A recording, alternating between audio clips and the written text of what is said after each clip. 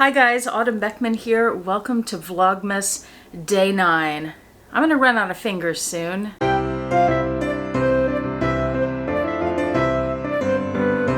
Could you stop licking your brother, please? I can't stand that sound. She got one little lick in right after I said that. And then she stopped. Typical child. Stop licking your brother, please. Ew, I know he's delicious. Stop. I hope your day is going well. Let me know. It's just after 6 p.m. here and I'm finally sitting down to film for the first time. I keep finding that I go throughout my day and I forget to film it.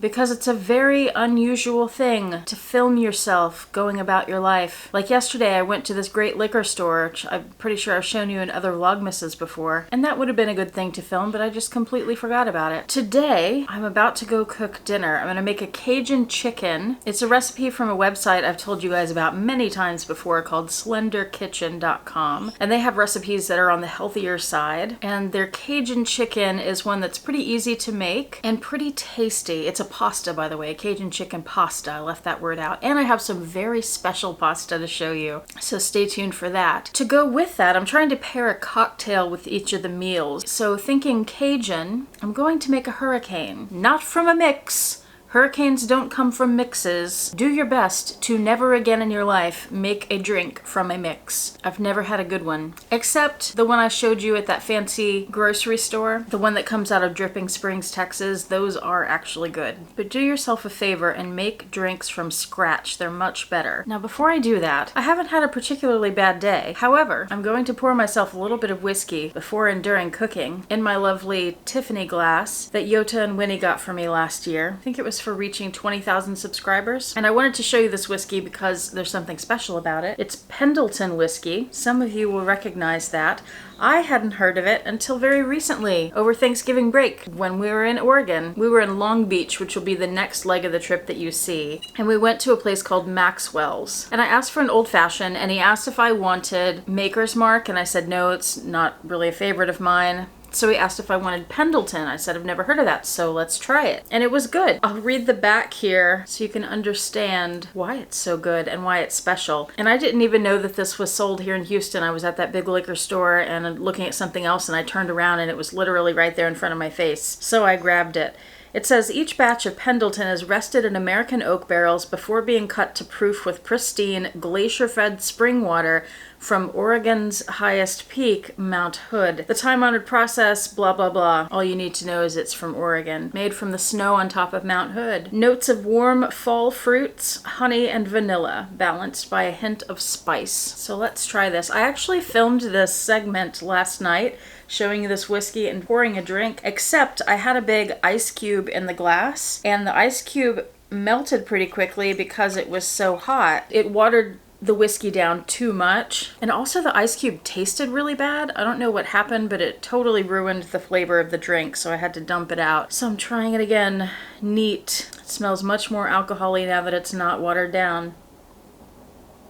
Oh yes. You can feel that a lot more. It is much more flavorful now too. Yesterday I didn't like it very much. Much better today. I can definitely taste the honey, the caramel, the spices. I'll give you a little update. If you were here last year, I had a whiskey calendar, you may remember, and it turned out to mostly be Scotch whiskey. And I learned quickly that I don't like Scotch whiskey. So this year my plan was to get an advent calendar with American whiskeys and bourbon. But as I was looking at those calendars, they're $200 or $300 for the better ones, and I just didn't want to pay that much for it, particularly since I got the jewelry calendar right there, which was $400. I thought, let's do something different, so I chose that instead. But I'm sure I'll do a whiskey bourbon some other year. Next year will be the 5th year I'm doing Vlogmas, and I need to start planning something to celebrate that, and that could be one of those things. What's 300 divided by 12? How much do I have to put aside each month to afford a whiskey and bourbon calendar? A good one. Someone do the math for me. I'm too tired. I really should do that though. I've never thought about that. I should have a Vlogmas fund, like a savings account that I put into to pay for Vlogmas related things. Because all in, I end up spending a lot of money on Vlogmas, and I always feel kind of bad about it after afterwards, like, why'd you spend that much? Last year you spent so much and you said you weren't going to spend that much this year and then you did it again. But it's because I get so excited about it and I want it to be nice. And it's Christmas. There are no financial limits on Christmas, right? Okay, I'm stalling. It's time to go cook dinner. This is really nice. They also have a midnight one that's darker somehow, but it didn't say anything on the label about Mount Hood, so I wasn't sure if it came from the same source. So that's why I got this one, but I'm going to try the midnight one. And this was only about $22, and the midnight was maybe $30. It's good, it's flavorful. Pendleton, go get some. Look at these lazy bums.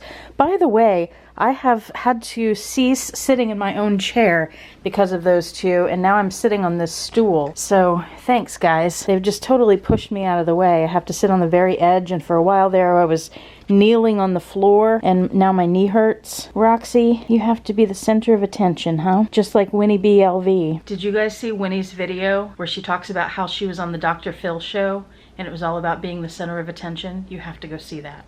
I will link it below. Me and my reindeer and terrible lighting. My camera was supposed to arrive today, my new one, but of course it did not. So who knows when it'll arrive now. Huh, Roxy? You're so pretty. You're beautiful. Baron, you're so handsome. Okay, let's go cook for reals. Vincent is feeling chatty tonight, and her house is right next to the kitchen, so... Pardon? I'm sure we will be hearing from her while we're cooking. I'm not even in focus, but she is, so... That's all we care about, right? Hello, Vincent. Coming to say hi? Hello, pretty bird. Hello. How are you? You're a very silly bird. We have to cook now. Vincent, why are you leaving me? I'm talking to you. Guess what we're cooking, Vincent? We're cooking bird. I left out another very important word in the name of this dish. It is creamy Cajun chicken pasta. And of course I will have this recipe linked below. Here are our ingredients, minus the oranges. How you doing up there, Vincent? We have chicken, pasta. This is one of the things that I'm using a different thing from the recipe. They call for a high fiber shell. I don't use high fiber pasta because I don't like it. So I'm using regular pasta and they didn't have any shells, so I got the Texaroni, which can you see right here is pasta in the shape of Texas. I told you Vincent was going to be making noise. We're going to power through it, guys. There's no stopping her. We also have a can of fire roasted tomatoes in tomato juices. Some Cajun seasoning. This is Creole seasoning. The recipe calls for Cajun. We're using the Tony Cha-Cha's. Olive oil, a green bell pepper, a red bell pepper, some green onion chives that we're using in place of scallions for garnish. What is this thing called? A shallot. The recipe calls for red onion, but I already have the shallot and it needs to be used, so that's what we're doing. Less fat, Philly cream cheese, and those are your ingredients. First step, bring the water to a boil. I'm working on it. Next, prep the ingredients. You'll need 3 dishes, a boiling water pot, a saute pan, and a plate to drain your chicken. I like to cover mine with a paper towel. Next step is to chop all the things. Bring the water to a boil and add your pasta, which I did just film, except that my card ran out of space, so it wasn't actually filming when I thought it was. The joys of filmmaking. And then you add some salt and give it a little stir to help keep the pasta from sticking together. Fun fact, my tripodless camera is now balancing on oranges. Add the chicken to a bowl, add the Cajun seasoning, I'm not measuring it, and give that a toss. It needs more. That looks good. Drizzle olive oil in the pan. Add the chicken to the pan. Give it a spin and a little shimmy. Heat chicken until it's cooked through. Then set aside to drain and cool a bit before the next step. Add red onion and bell peppers to the pan. Drain the pasta. Yep, I'm cooking dinner. Cooking dinner. Yep, dinner. Vegetables are tender, now it's time to pull it all together. We're gonna dump in those fire roasted tomatoes. I stirred that up. Now we're adding 2 ounces cream cheese, which is a 1/4 cup. At which point it looks like this, and I've also added the chicken. Give that a stir. And then it's time to add the pasta. And I may have made a little bit too much, so I'm gonna leave some in there, stir it up, and see how it goes. That looks just right. So whatever should we do with this leftover pasta? Vincent, would you like some pasta?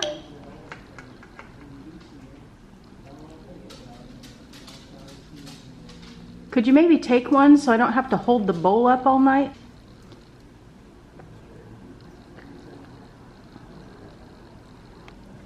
Okay, that's enough. Pasta head over here. It's good, huh? Baron, You want some too? Whoops, I missed your bowl, sorry. Well, hello, Roxy. Funny meeting you here. Would you like some pasta? Now it's time to make the hurricane. This is what I've been waiting for. We have dark rum. We have light rum. We have grenadine. We have fresh lime juice, fresh orange juice, and passion fruit puree. The recipe I'm using, which is from tablespoon.com and will be linked below, says to fill 2 glasses with ice. So I've done that. And then it says to squeeze a fresh lime on top of the ice, but I have fresh lime juice, so I'm doing that. In a container, I'm mixing 2 ounces light rum, 2 ounces dark rum, 3 ounces passion fruit juice, 3 ounces orange juice, and 2 tablespoons grenadine. Give that a swirl and pour over ice until both are even as best you can. Give that a swirl to chill the liquids, and then give it a taste and hope for the best. As I suspected, I didn't mention this while I was making it. It's a little too sweet, too much passion fruit. I'm gonna add more rum. Give it a stir, give it a stir. Let's try this again. That's better. More rum is always the answer. What I did was to each glass, I added ½ an ounce of light rum and ½ an ounce of dark rum. And dinner is served. Except I forgot to do the green onions. You just chop those up and garnish if you want. I never do garnish. Do you garnish? Maybe I'll do it the first time, like when I first make the meal, but then the leftovers, I don't do it. Mostly out of laziness. Remember that bag of half-eaten chocolates, advent calendar chocolates that I showed you on my desk the other day? Well, Paul came in. He watched all my Vlogmas as he caught up, and I had mentioned that he could have them. So I came home today to find the bag gone. Come on, chocolates. There it is. And there it is. He just came in and helped himself. Can you believe that? But of course he did that because I said he could. So, dark milk 42%. We had that one recently and it was excellent. I'm gonna save it and I'm gonna hide it from Paul because I liked this when I wanted to eat that. I didn't mean for him to take them all. Hello, can I help you? Excuse me. All right, let's appease the wild beasts. There's one. You gonna come up here? Come on. Come on. There we go. Door number 9 is right there next to your nose, Roxy. Pop it open. Give the dog a cookie. Whoops, sorry, I dropped it. There are 2 cookies in there today. Smack, smack. Look at you. Baron, oh my goodness. What is this? Why do you think you need to be over here? You were good at taking turns before. Get that one back. Get the other one. How long will it take Roxy to get here? She's not coming. Okay, I guess she's gonna stay over there with Baron because that's where the treats are going. Yep, that's what happened. There you go, Roxy. There you go, Baron. What good animals. Speaking of animals, let's take this to Vincent. Vincent, I have a box for you. Here, I'll put it here. You can come get it.